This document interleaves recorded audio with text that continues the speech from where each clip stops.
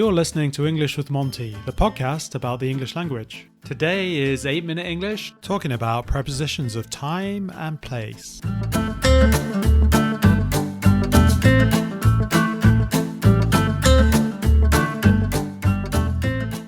Hello there and welcome to 8-Minute English with Monty. We're going to do some stuff on prepositions with Gideon. Hi, Gideon.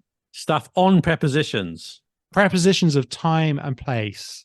Okay. Are the prepositions in your hand? They're not in my hands, no. They're on the internet in this case. Why have I chosen these? They consider them quite low level, don't they, in terms of grammar? It's usually A1, A2, isn't it, with these kind of things? But I find that students always struggle with these prepositions, don't you find, regardless of their level? I think so. It's not something that easily translates from other languages as well. The prepositions are used differently in each language. That's true, isn't it? Sometimes you can translate them, right? When you can, great. When you can't, obviously think about the differences. We've started off with the place element, haven't we? First of all, you live in Paris. So in that case, we're going to use in.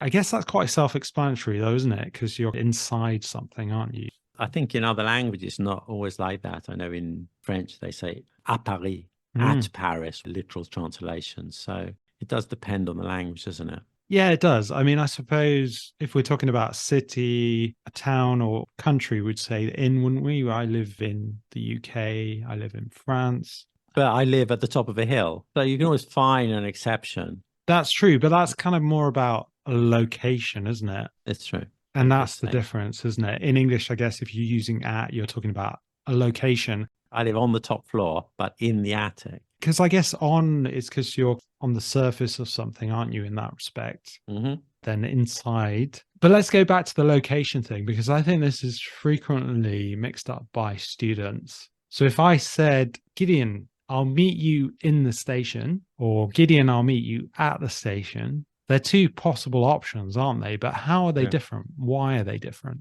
At means in or around. So if you're standing in front of the station, you're also at the station. In means literally inside the building. So I'll meet you on platform 7 in the station. You could say at, and both would work if you're inside the station. Probably most cases, both would work. But if you say in, you're clearly talking about inside the building. At, you could be outside the building. You're just in the general location. It's talking about, as you say, location, isn't it? You could say turn left at the corner. That location, you're turning left. That's how you look at it, really, isn't it? Because if you said to me, oh, John, I'll meet you at the station, I automatically think I'm going to see you outside. Oh, do you? In front of it. No, not necessarily. I would say if there's a big clock inside the station, I'll meet you at the station beneath the clock. Still okay, isn't it? That's true. But if you didn't say anything else, I would assume it meant outside. Okay. Well, it's just the location, isn't it? I suppose if you said, I'll meet you at the station, it's a fairly easy place to see somebody, isn't it? In the sense that it's probably quite a small station. Maybe it's inside or outside. Right. It's talking about the location rather than whether you're inside or not. And more obvious things like you keep milk in the fridge. Obviously, it's inside, doesn't it? You put a book on the shelf that's on the surface, isn't it? These are prepositions of place. They are prepositions of place, exactly. There are many more. Under, between.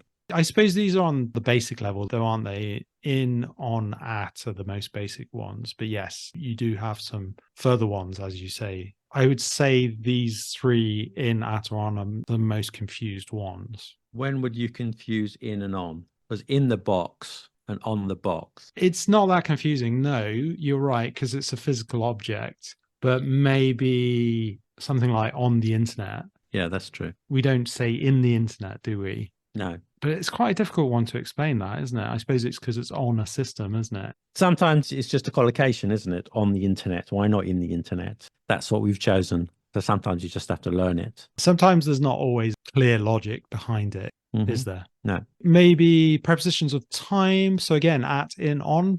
So I'll see you in 2 hours. For on Thursday. On Fridays, because you could use that in the plural context, couldn't you, as a regular idea. So on Fridays, I go for coffee with my best friend, Bob.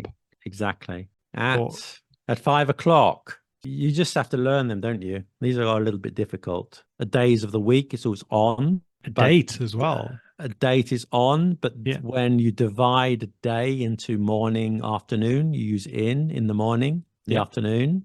In spring, In spring, for months, you use in. So you just have to learn them. we On say my birthday, on your birthday. Yeah.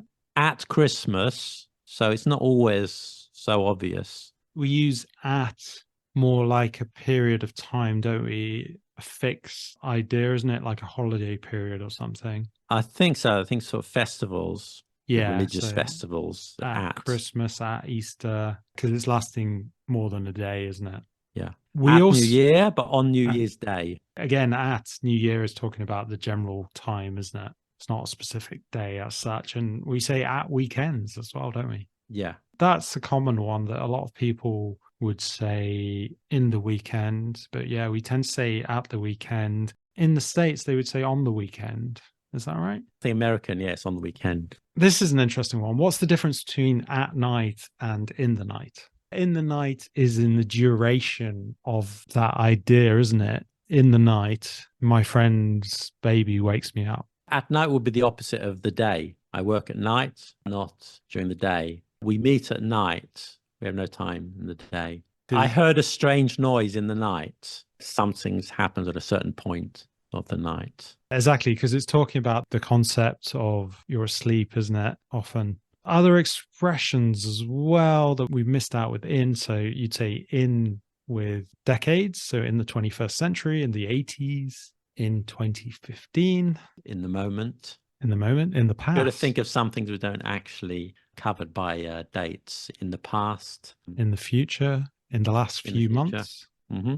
Exactly. The thing I just mentioned, though, because it's a common mistake I hear, is when you don't use a preposition or an article for that matter, because a very common mistake I hear in France is like, I'll see you the next week or something. So I say, no, I'll see you next week. Doesn't take an article, doesn't take a preposition. Sometimes people drop the articles. I'll see you on Thursday would be perfectly correct, but some people just shout, I'll see you Thursday. So sometimes it's dropped. So don't be shocked if you hear that. Doesn't mean it's wrong to say on Thursday. Just some people might drop it. I'll see you Thursday. Yeah, I suppose it's a bit more casual, isn't it, to say it that way? A bit more casual, yeah. But if you're writing, perhaps say, I see you on Thursday.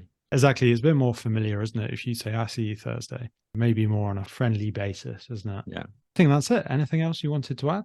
No, I'm fine. Excellent stuff. Thanks for joining me, Gideon. You're welcome. You've been listening to 8 Minute English.